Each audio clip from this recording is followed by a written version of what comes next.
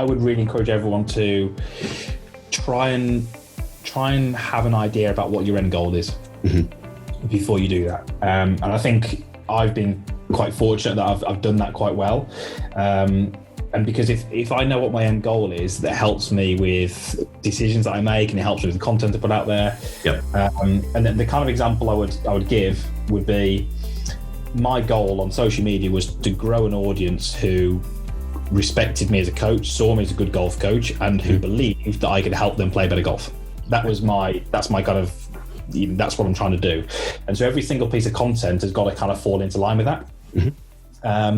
And for me, that means that my audience is actually slightly smaller, because the content I put out there is specifically to help people play better golf. Yep.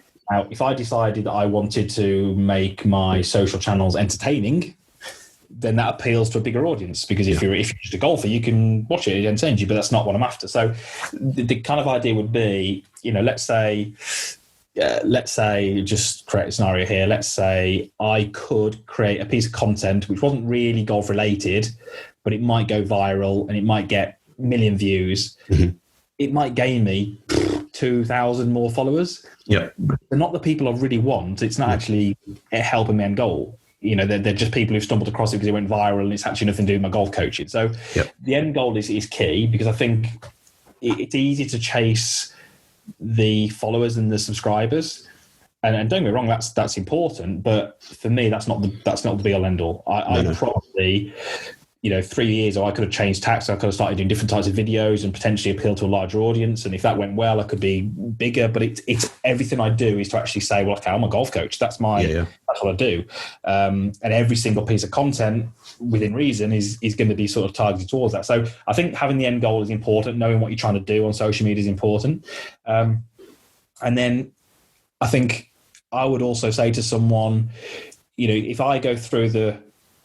I just go to who I follow on, let's say, Instagram, if I just go through 10 people and I was to put down why I follow them.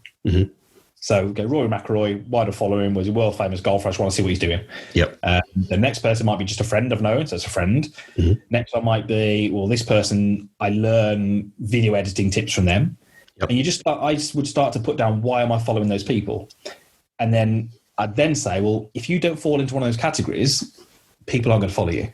Yep.